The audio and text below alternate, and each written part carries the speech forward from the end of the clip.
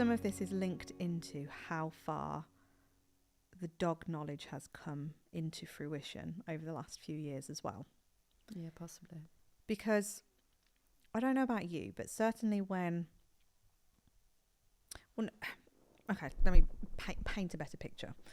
So for me personally, when I was in the throes of dog training in those first few years, I was very much focused on probably the training aspect more. So if I had a puppy, I would want to be focusing on, right, let's do these loose lead exercises, teach the human, this is how you do it, demo on the dog, and basically want to rep the crap out of it. The mechanics of it all. Yeah, do all of that stuff. Similar with like your recall and your jumping, and very much specific step-by-step things. And then I kind of evolved into behaviour stuff, as for me felt like a natural progression, and I started to learn more, and then you kind of take a step back and you look at things a little bit more holistically, but still with quite a strong presence of do these exercises as well, because even if it was, I don't know, you was working with a reactive dog and then you're trying to maybe do some like counter conditioning or desensitization or whatever it may be, there's still reps to do of something. And then the more you keep learning and the more you keep consuming, the more I then started having this thought process of, should we even own dogs? Like, how difficult the human world is now, should dogs even exist in our lives? Because no, they're not used in the same way that they were initially bred for. And then all of this mind-boggling, do they cope in our world anymore? Yeah, and like it's so stressful, and we're creating this, and then all of the breed problems and all of the stuff, and then God, like you just keep going on into rabbit holes. And then like when Kim Brophy's stuff came out, even more, I was like, fuck, like now we're looking at it from a different lens. Yeah. And I started looking at my sessions and going almost paralyzed with an ability of, I don't actually know how to meet the client's request anymore, because I'm looking at this so differently. I'm no longer looking at this as you've got a problem and I can solve it through doing these mechanics and these reps. I'm now looking at it in a way where I'm trying to get you to understand this massive like paradigm shift in dog training, that it's not training anymore. It's stand back, kind of let the dog, almost like, what is the point of being a dog trainer?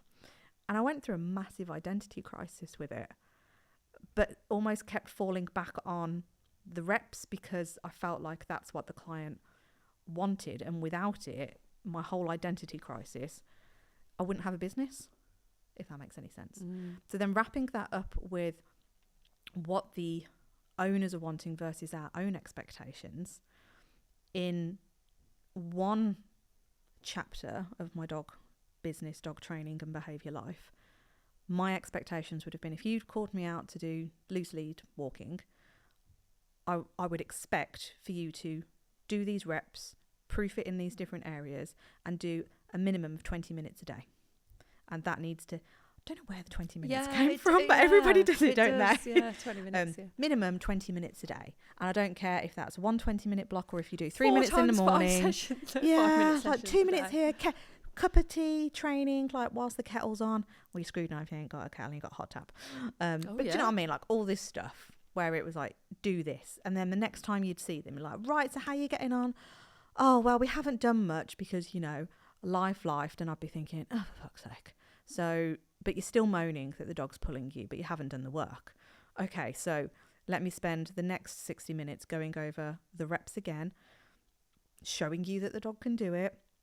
Let's get them out the door. I was like, oh, I can see that you've not really worked the door because the dog's still an absolute knob by the door and they're losing their shit because they're so excited. This is what I need you to focus on. So for the next week then, I'm not even bothered about you getting out of the house. I just need you to work on this door, because if we're going out with this much energy and enthusiasm, then that's going to carry through onto the walk. And then my head's going, so what am I actually telling them now? Are they not allowed to walk their dog? I've been here. I'm absolutely recalling a program I did with someone all about this. Yeah. But we're doing it with that intention of, if you want this is the work that you've got to put in. You almost have to keep back chaining it to the very, very first trigger, don't you? And then they're not actually able to do anything. Yeah. It's like, okay, so now you're stuck in a house where realistically you've got to go to work. You've maybe got kids. You've maybe got people to look after. And you've got a working Cocker Spaniel. Yeah. You've got a life. Yeah. You need to burn some energy off that dog in some way, shape or form. So you're going to have to go through the threshold with the equipment of the lead and the harness, which might be the triggers. You've got to get them to the car, so they're going to experience being on the lead, so they're still going to experience the pull to get to the car to go to the off-lead field and all this stuff. And then our brains are going, oh my God, how do I actually like help this? And then you start thinking, God, I just need to do this and just be here for you, but I haven't got that type of program set up.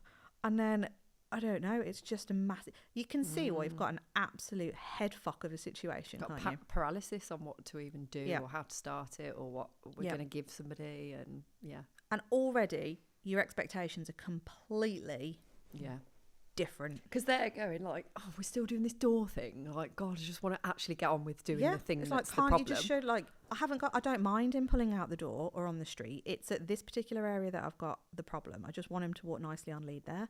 I'm like, well, yes, but it starts here. So we've got to do this. But I understand you want to be there. But in order to get there, we've got to start here. So I need you to do this work. But then there's zero motivation. There's no time. And it's all the stuff that you've then got to spend time educating. But there's only so much you can do in a 60-minute session. Yeah. Wow. All the limitations. You've literally just described like so many of the sessions that I used to do.